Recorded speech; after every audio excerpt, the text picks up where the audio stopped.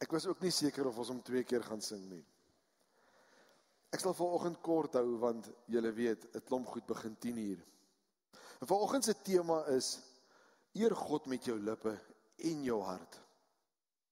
Ek wil begin by iets, ek wil jou 'n storie vertel, en ek glo jy ken hom dalk, is 'n baie ou storie. Maar daar is 'n getroude paartjie, 'n jong getroude paartjie, en hulle begin nou met hulle nuwe lewe saam. En wat gebeur is, die vrou wil natuurlik vir die man kos maak, want sy wil daarom vir hom wys, sy kan. Dit is mos nou maar wat gebeur. Want sy wil hom baie graag beïndruk. So sy besluit vroeg in hierdie huwelik, gaan sy 'n hoender in 'n pot maak. En sy maak die hele ding gereed, en alles is besig om te gebrei, en sy het speserye, en eie, en aardappels, al die dinge is gereed in hierdie pot. En net voor sy die hoender in die pot sit, vat sy 'n groot skêr, en sy knip die hoender se vlerkies albei af. En sy gooi dit weg. Die jong man is half verbaas, hoekom doen sy dit? Maar hy sê nie 'n woord nie, want ek wil mos nou nie konflik hê as mens nog in die beginfase van 'n huwelik is nie. Maar maande daarna het hy gesien, elke keer as sy 'n hoender maak, wat sy in die pot sit, dan knip sy die 2 vlerkies af. En hy begin hom pla, daar moet 'n rede wees, en hy kan dit nie meer uithou nie, en hy besluit, hy moet met hierdie vrou praat, en hy moet vir haar vra, en hy vra vir haar, waarom knip jy hierdie hoender se vlerkies af? En my antwoord is, ek weet nie. Maar my ma het dit gedoen. Goed. So hy besef toe nou ja, dit is nou maar iets wat oorgegaan het. Gelukkig leef haar ma nog. Wanneer hy die geleentheid gekry het, wanneer hulle gaan kuier by die skoonfamilie, het hy die tyd gekry wat reg is, en hy het weer vir hierdie ma ook gevra, ma, waarom knip jy die hoender se vlerkies af? En haar antwoord is, ek weet nie. Maar my ma het dit gedoen. En gelukkig leef die ouma toe nou nog, en toe hy weer 'n kans kry met 'n familieete, op die regte oomblik, toe vra hy ook die vraag, waarom knip ouma Grootjie die hoender se vlerkies albei af? Of haar dogter, sy sê, ek weet ook nie, maar my ma het dit gedoen. En gelukkig lewe die ouma Grootjie ook nog, en die ouma Grootjie kon hy toe in die hande kry in die ouete huis, en hy toe 'n gesprek met haar gehad, 'n harde ene, want sy kon nie mooi hoor nie, en hy vra vir haar, waarom knip sy die hoender se vlerkies af? En sy vertel die storie van in die konsentrasiekamp, het haar ma net 'n klein potjie gehad, en die hoender het nie gepas nie. En elke keer wanneer sy 'n hoender moes gaar maak, moes sy die hoender se vlerkies afknip, om die hoender in die pot te kry. Ek verstaan dit nie. Ek het na moderne resepte gaan kyk, dis nie vreemd nie. Baie keer sê hulle, verwyder die hoender se vlerkies, en sit dit langs aan, of waar daar plek is in die pot, want dit brand maklik. Maar wat is hierdie nou eintlik? Hulle het dit gedoen sonder rede. Hulle het baie in die 4 geslagte het nie geweet waarom hulle mee besig was nie. Hulle het 'n tradisie geskep. Dis 'n tradisie, 'n ritueel wat hulle gedoen het. En dit het 'n goeie ding uit begin, maar nou sit hulle daarmee. En hulle doen dit. En daar's niks verkeerd daarmee nie.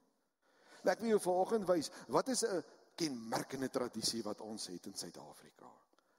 Kerk begin 9:00 op 'n Sondag. Die meeste kerke. As nog 'n tradisie wat ons het, wat wonderlik werk, Woensdae 11:00 is begrafnis.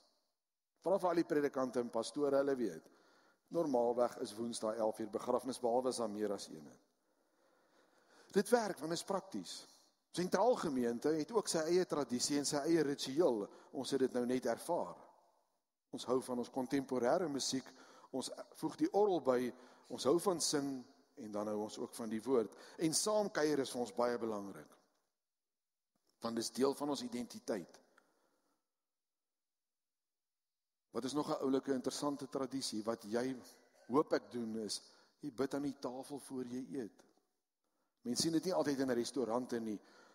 Ek sê altyd vir my gesin, wanneer ons moet bid in 'n restaurant, voel dit vir my asof ek op die Here moet skree, want ek moet dit nou hard doen, want dit lawaai om ons. Ek wil jou graag vra vanoggend, gee vir my 1 of 2 voorbeelde van tradisies wat jy byvoorbeeld in jou familie het. Enige iemand, enige voorbeeld. Daar moet iets wees. Daar, Linda.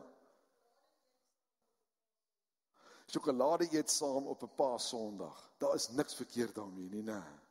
En ek glo dis goeie sjokolade. Hulle eet saam sjokolade op 'n Paasondag, dis hulle ding daai. Enige iets wat iemand anders met my kan deel. Daar's ene daar agter, Marius.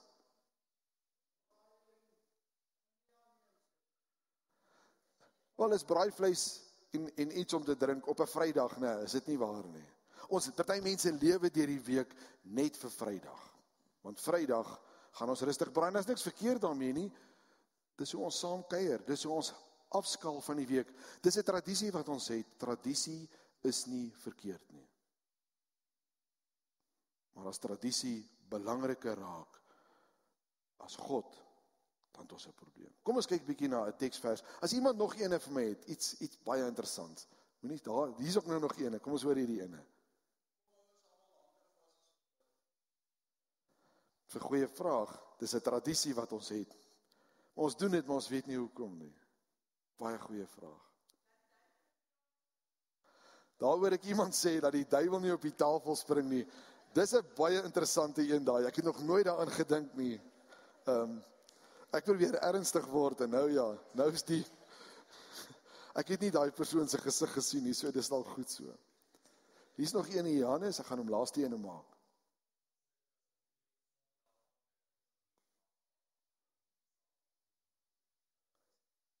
'n ronnebroodjie en koue vleis. So hulle familie hou sondaande van 'n ronnebroodjie en koue vleis. Dis hulle ding. En so het ons almal tradisies. En is lekker, hoor net daar.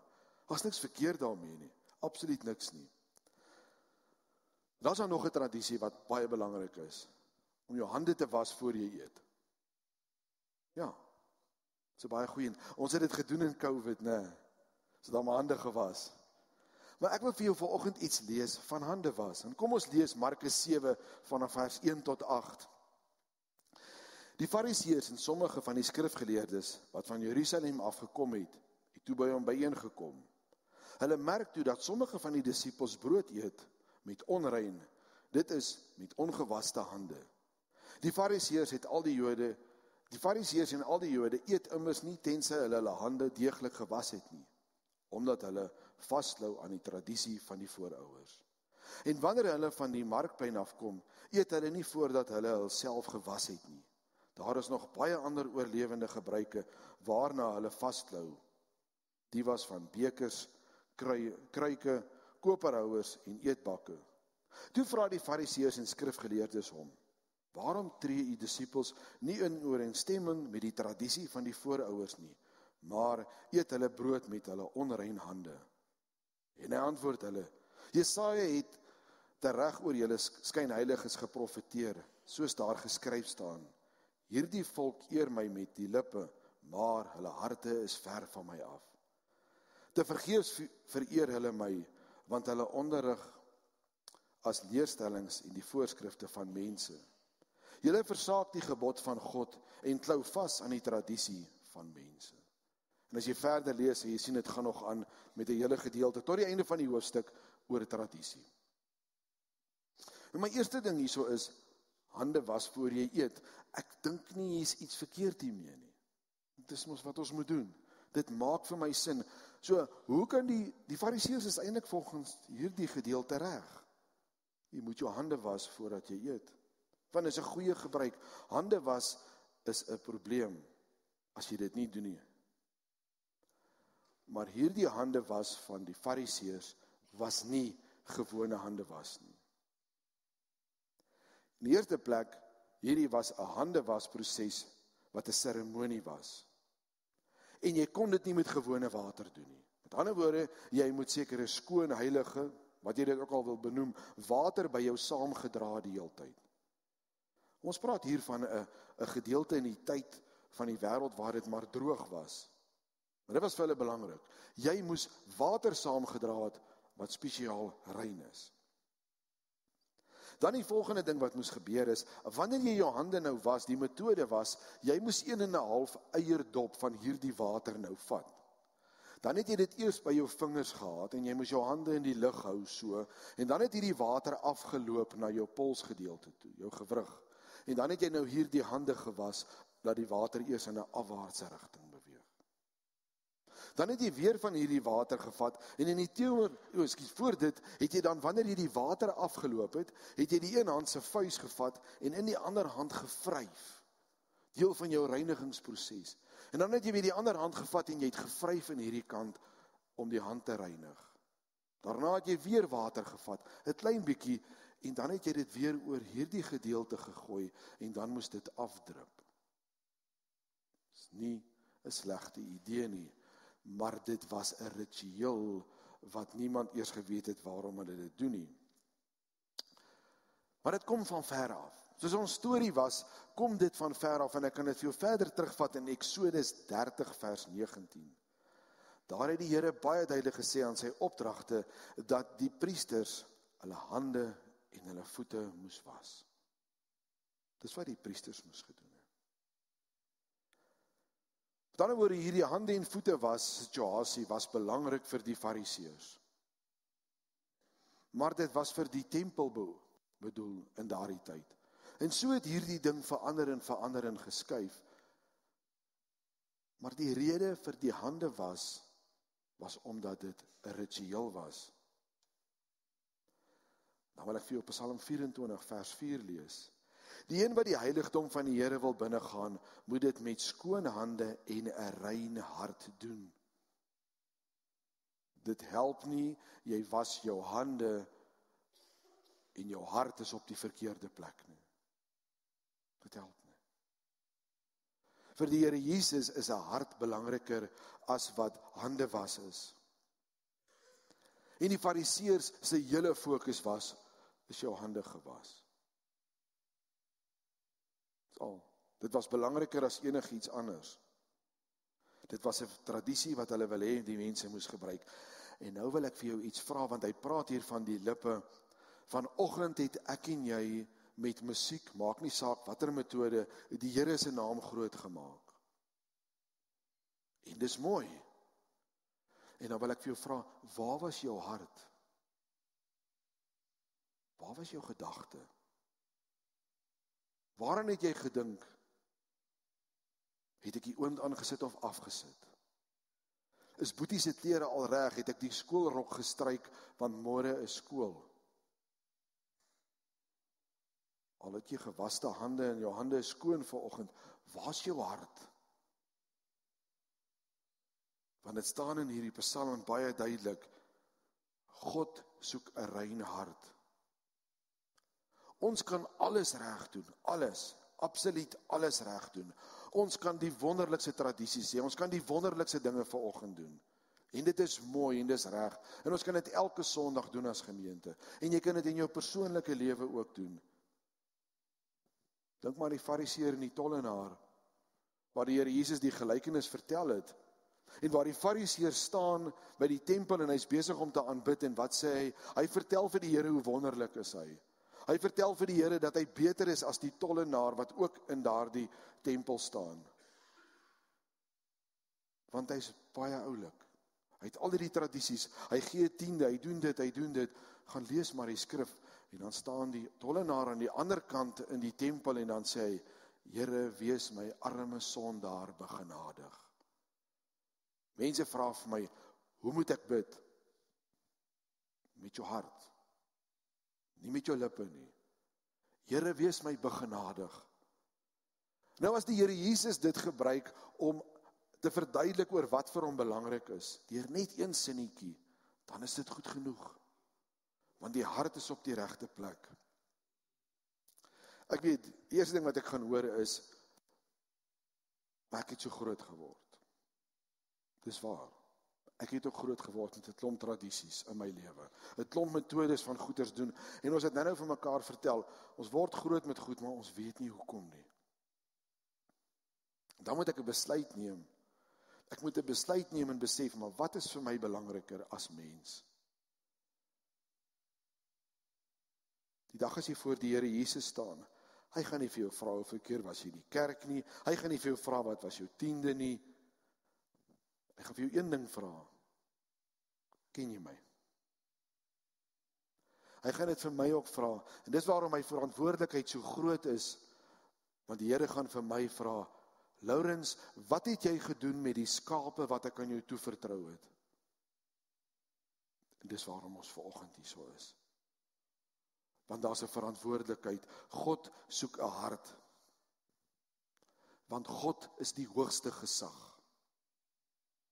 Niks wat mense doen beïndruk hom wat nie uit die hart uitkom nie. Dis al. Ek gaan nie vir jou vra, waarmee was jy besig elke dag nie. Ek gaan vir jou vra, wat gaan in jou hart aan?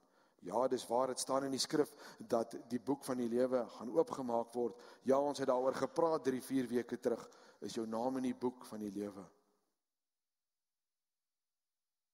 Dit gaan oor jou hart. Niks anders nie. Genoeg gepraat oor die tradisie en die metodes, maar wat is die Here Jesus se reaksie in hierdie hele gedeelte? Hy het op 'n mooi manier, wanneer mense met goeders besig is, en dan wag hy en hy kyk vir hulle, en dan as hulle klaar met hulle goeders is, dan gee hy partykeer net so een sinnetjie of 2. Maar hoor hierdie ene, hierdie volk, en die mooiste van alles is, hy gebruik die profesie van Jesaja. Met ander woorde, hy sê dit ook baie duidelik, dat hierdie volk het al van daai tyd af gesukkel om my met hulle harte te dien. Hy weet, hy ken die mens. Hierdie volk eer my met die lippe, maar hulle harte is ver van my af. Ek kan dit nie vanoggend vir jou teologies probeer uitlê, of iets anders daarvan maak, of dit meer vir jou sagter maak, of interessanter te maak nie. Jesus sê dit baie duidelik. Eer jy hom met sy hart. Hy's reguit in hierdie teks.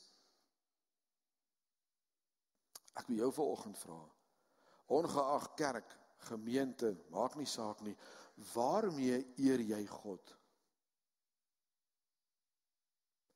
Waarmee hou jy jouself elke dag besig?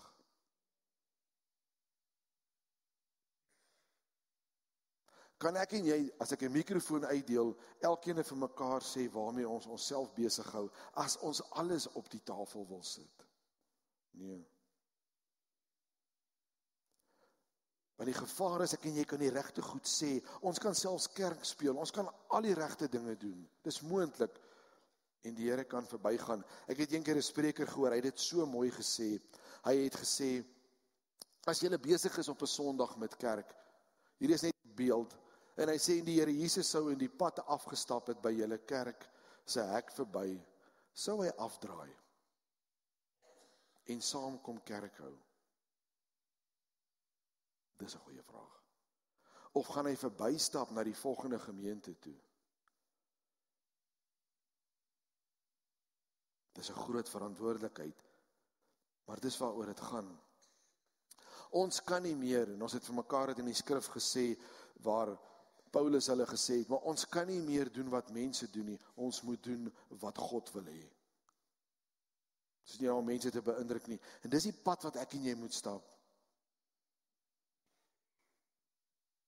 En jy gaan moet kyk daarna, wat is jou dryfkrag? Wat dryf jou in die lewe? Is dit 'n verhouding met God? Want selfs in jou godsdiens en jou verhouding met die Here, kan jy ook in 'n tradisie verval. Ek het nou nog met iemand gepraat wat erg glo, elke aand moet ek lees en bid. En ek vra maar, dis nou nie iemand in die gemeente nie, ek vra vir die persoon, maar moet jy elke aand lees en bid? Ja, ek moet elke aand lees en bid. Onthou jy dit? Nee, ek is so moeg, maar ek kan nie in die slaap raak as ek dit nie gedoen het nie. So my slaappil is maar eintlik 'n teksversie. Los daai tradisie. Jy mis die punt.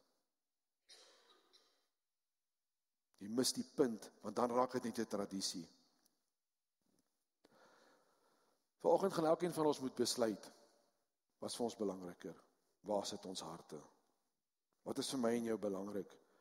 En ek en jy gaan vanoggend moet besluit, waarmee eer ons die Here? Met net ons lippe of met ons hart ook? Amen. Kom ons bid saam. Here, ons kom vanoggend in nederigheid voor U, en dan besef ons maar, ons harte is nie altyd op die regte plek nie. Ons harte is baie keer stikkend. En het ook genesing nodig, maar al het ons stikkende harte, al het ons heel harte, U soek ons harte. En dit is wat ons vir U gee.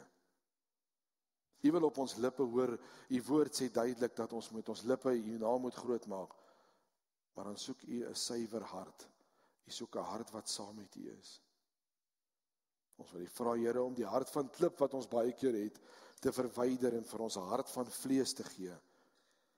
En dat ons saam met U Gees kan stap. Want U is die enige ware God. Amen.